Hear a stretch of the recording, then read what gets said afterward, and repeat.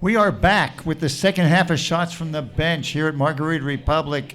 We just had a strong talking to from Greg, our coach off camera. He told us that, again, clock management skills not great. We burned some timeouts that we maybe shouldn't have burned, but that's why we got two halves. So we're going to give it our better shot the second half. We're right in the middle of doing some retrospectives about 2015, the good and the bad. And one of the things we wanted to talk about just briefly, because I think this is something that really deserves notation, is the sad passing of Meadowlark Lemon. Meadowlark Lemon was, as Bob said off camera, truly one of the real ambassadors of sport.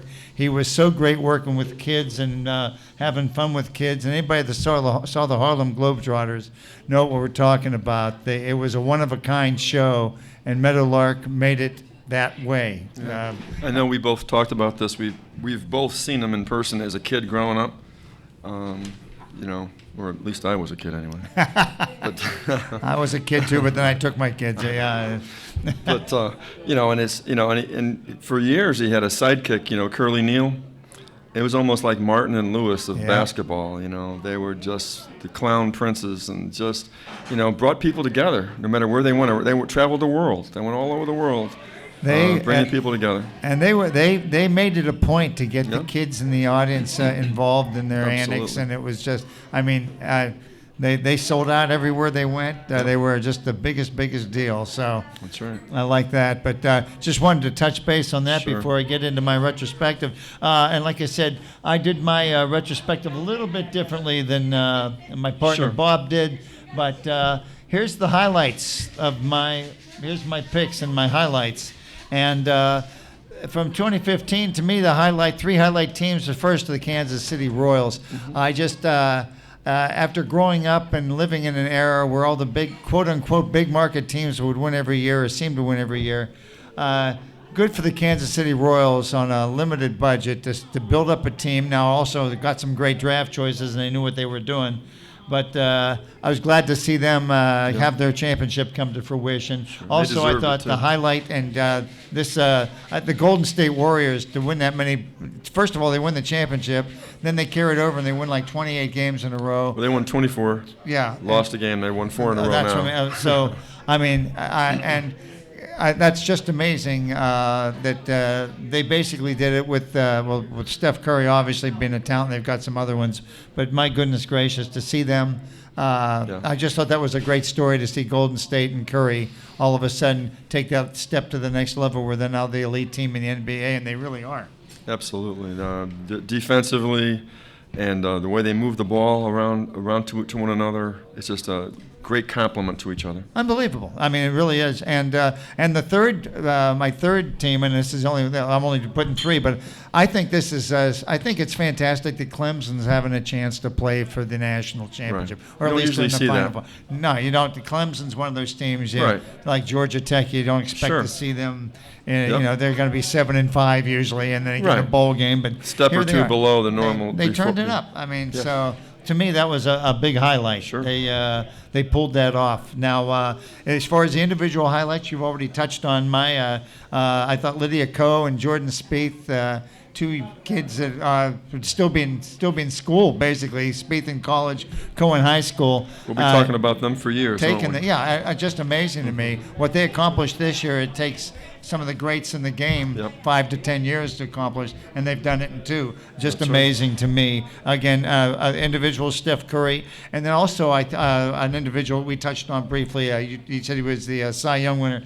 Jake Arrieta, to come in and pitch half of a season with an ERA of less than .50, and that's in 100 innings of starting pitching. That's like ridiculous. I mean, that nobody's seen that. One of the bar guys said there was a guy, Spuds. Wasn't Spuds Turkle or Spuds McKenzie, but some guy named Spuds did it back in the 40s. I went, holy mackerel, you pitch half a year. That's a long stretch to be totally untouchable.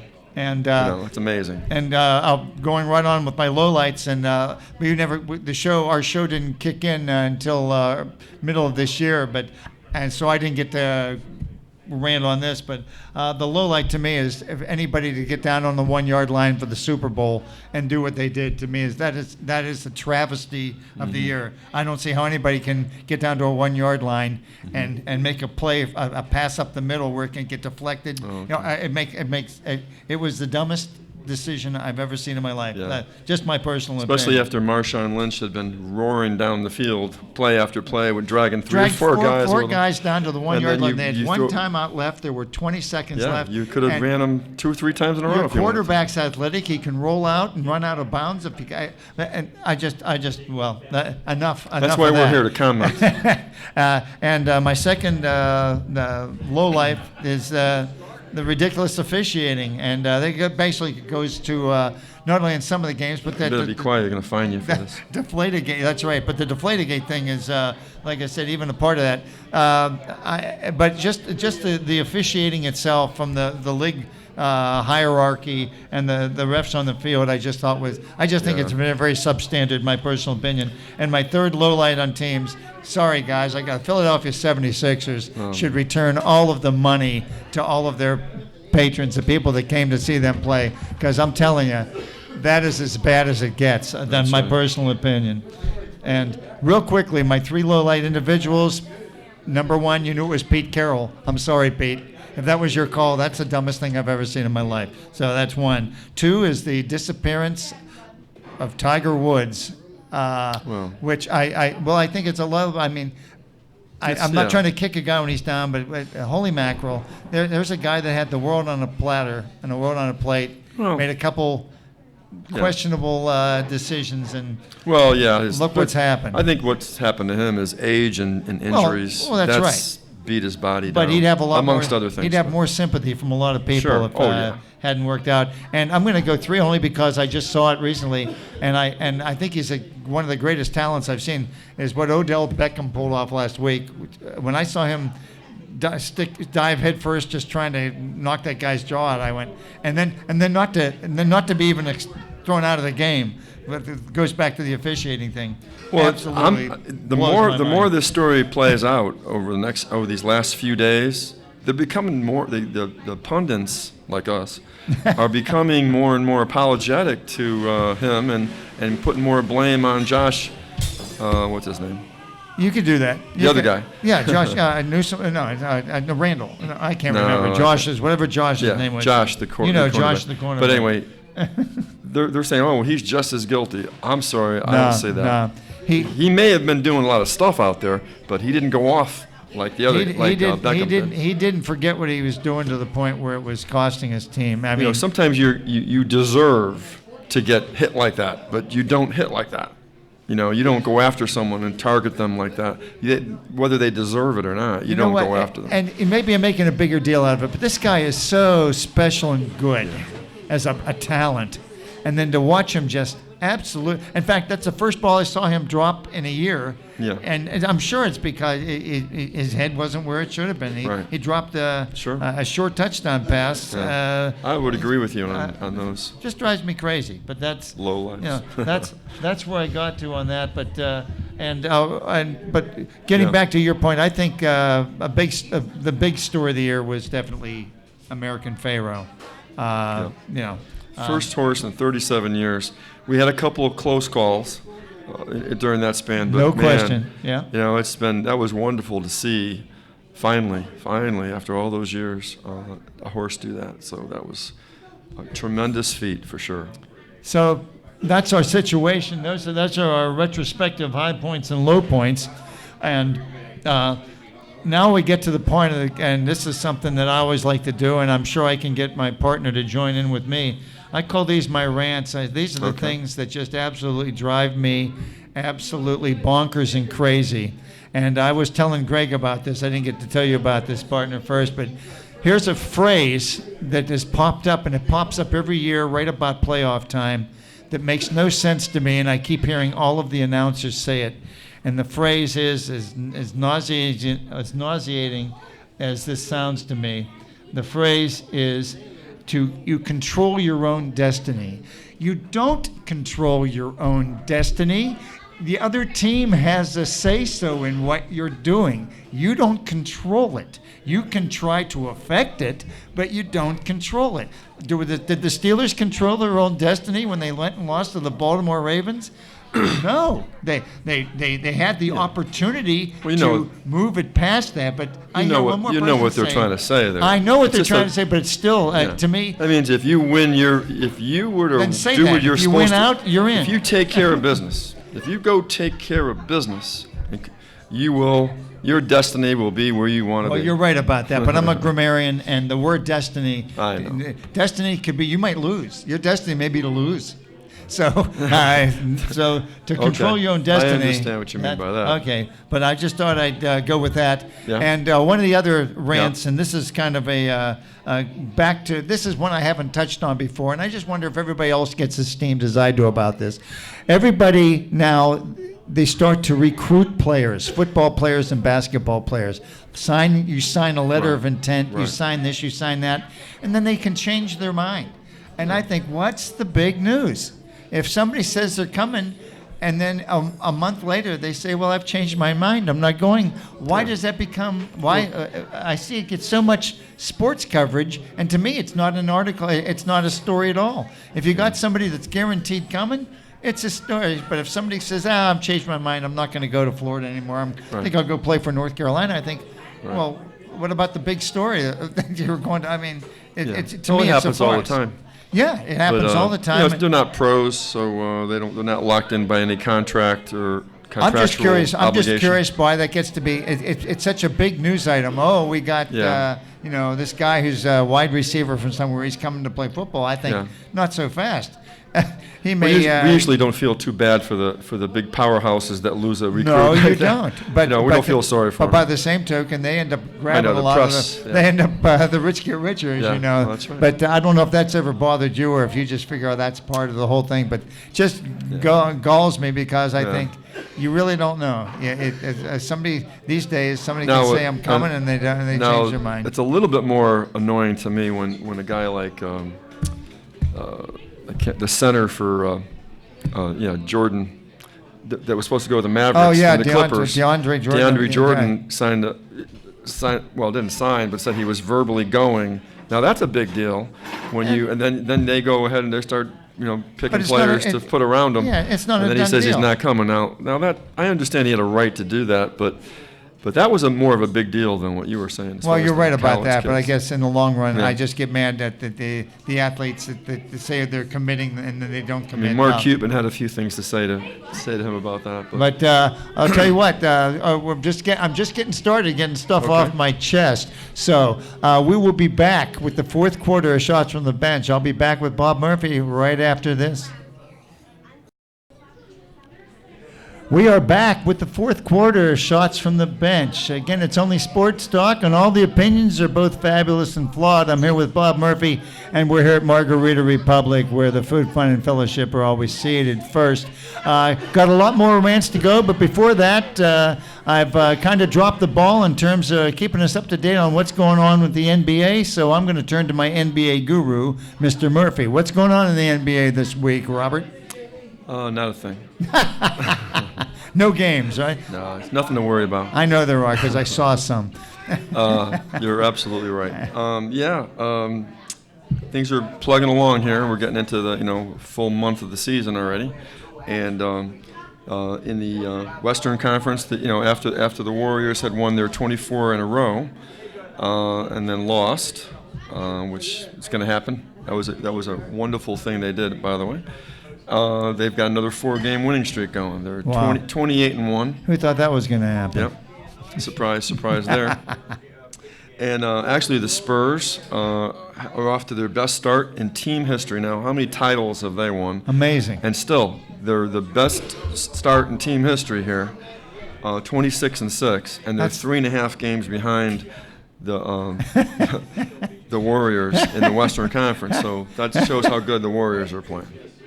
So those are definitely the two top teams in the Western Conference. It drops off dramatically after that to the Thunder at 21-10. Now that's not bad. That's pretty good.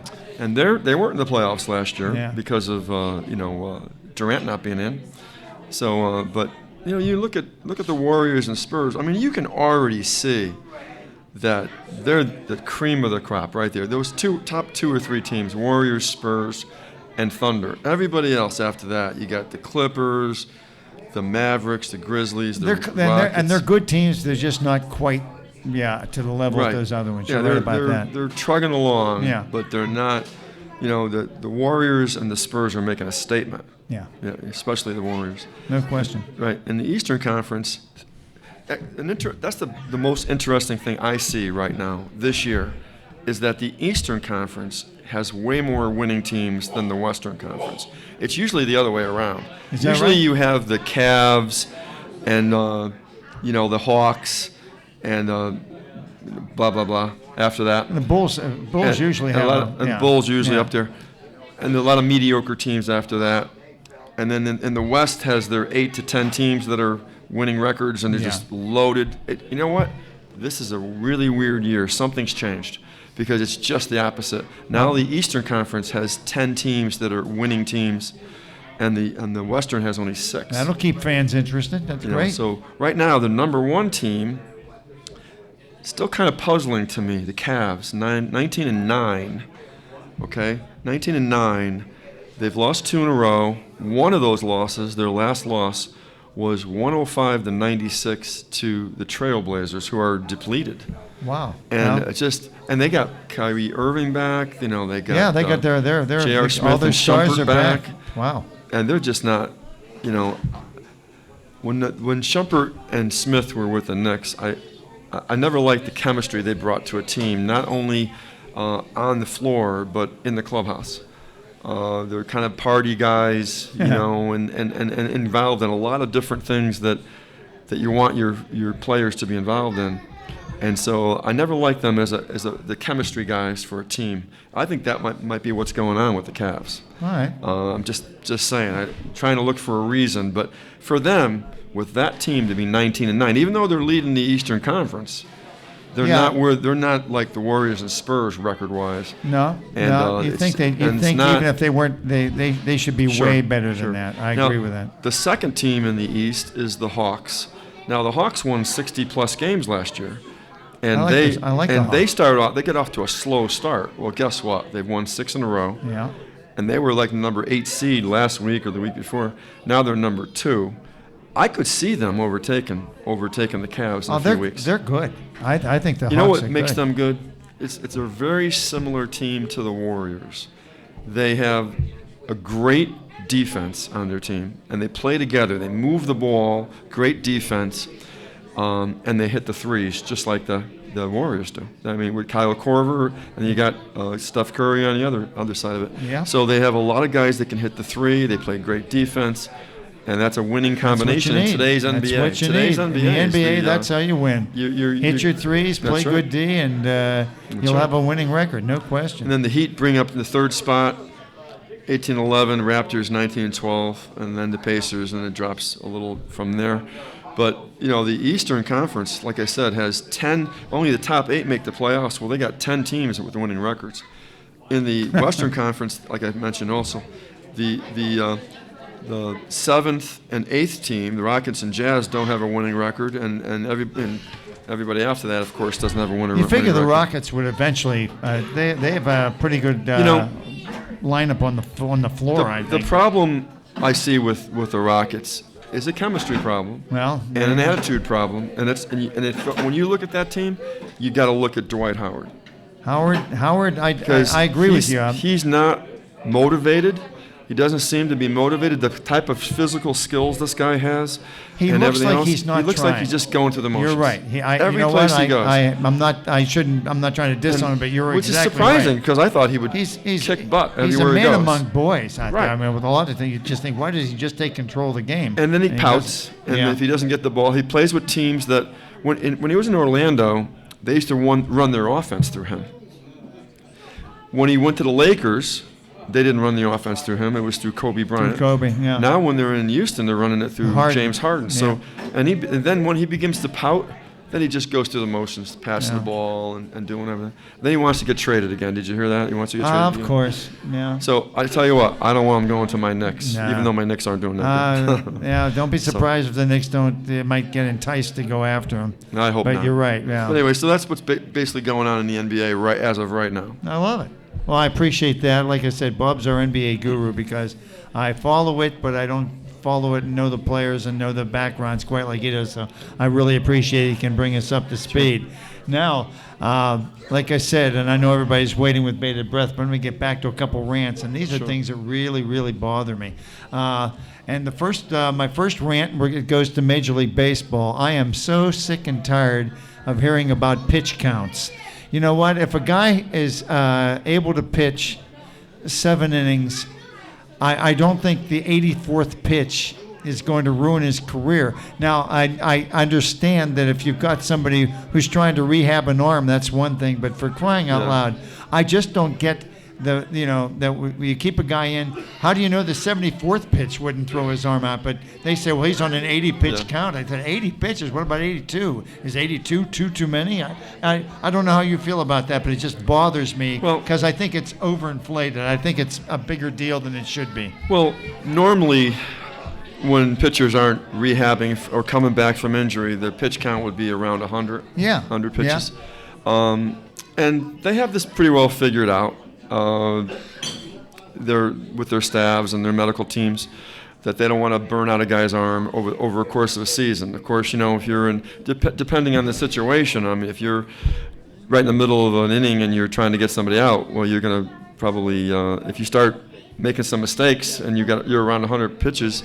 You start walking 1 or 2 batters, that's then a they'll reason start to take taking a you guy out. But I mean, if a guy's pitching shutout ball and you say, okay, that's it. Yeah. I just find that mind-boggling. In fact, if you remember, it's not on our list, right. But I made a note of it. You remember when Matt Harvey got taken out of that World Series game?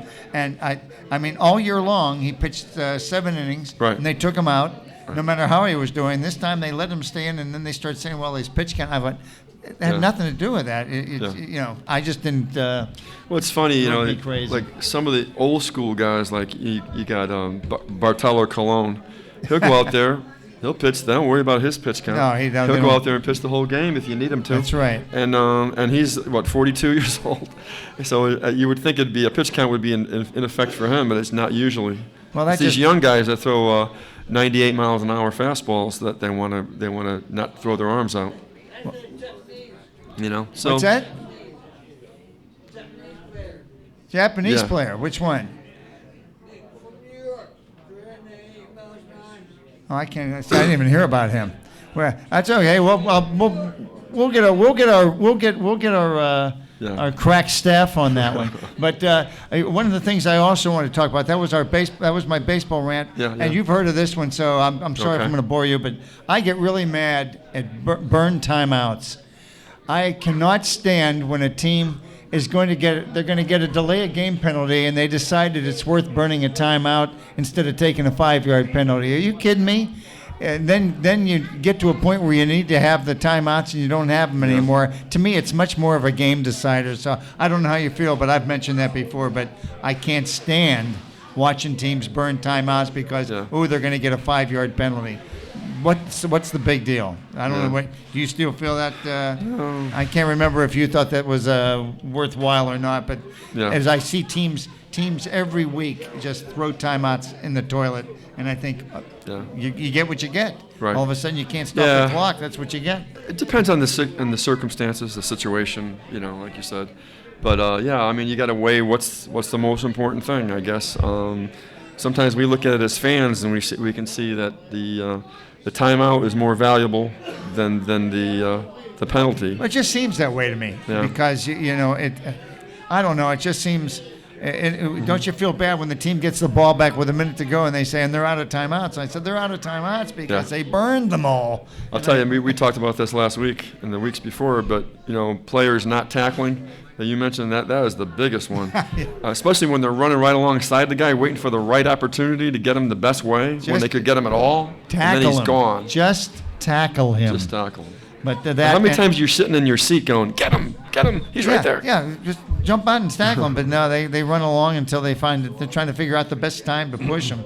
So I don't know. But like I said, thank you for joining in with me on those rants, because those things are things that just drive us crazy. Well, I'll tell you what, we are basically out of time here for the last session in 2015 of Shots from the Bench. And want to wish you a Happy New Year, Bob, and wish a Happy New Year to Greg and to all of our patrons here at Margarita Republic. We really appreciate the facility and what everybody does for us. So I'd like to wish everybody a Happy New Year. How about you? I do too, yeah. Happy New Year and happy. Prosperous and peaceful 2016, right. where we have a lot more things to complain about. But that'll wrap it up from Shots from the Bench. We thank everybody for the great 2015, and we'll look forward to seeing you next year. Have a good one.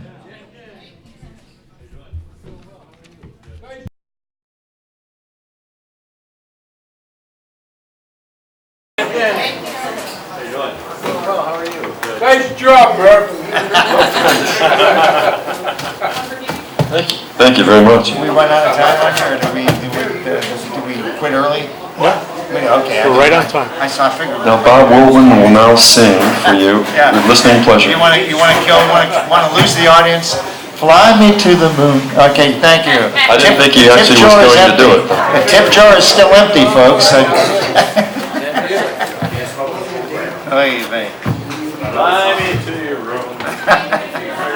What about the new thing they started to do this year? I think it might have only been the playoffs, and Fox did it with you're up at bat, and now when they're showing videotape replay, you have to they're at bat. Where the ball went, first pitch, second pitch, third pitch. That's annoying. But you know what? Pitch count is really annoying. So now you have to worry about when the pitch is going to come out. It's the fifth inning, and he has 60 pitches. And he's gone at the bottom of the sixth. Who are they going to bring in? The first inning, it's a big joke. there's only 3 in the second. You mean you're showing where the pitchers? Yes. Yes. If you're at bat right now, they show, and Fox did it during the playoffs. Even during your at that, high and outside, pit ball, strike over here. This one was low. That's one inside. I don't want to. It's taken up the batter at bat. That's a good point. Because it really doesn't inform you anything. The pitch is already over. The umpire already called it. Maybe we can remember that. Maybe I can remember and write down pitch counts. It's like the smartphone. There's nothing for imagination. If anything, it's helping the opposing team. See what he's doing? Yeah, exactly. See where he took most pitches? Yeah. But they're doing that anyway, That's a good point, though. Yeah, you'll see it this year again. Anyway, thanks, guys. Thank you very much for coming. You're welcome. All right, there's our good show. Flew by. I was really surprised that this was it. I took me by surprise. I watch our producer. I thought we had a whole other quarter to go. I really did. When I said we're going into the fourth quarter, we had to go. Time flies when you're having fun. Don't tell me Navy has to play. Pitch on the stump.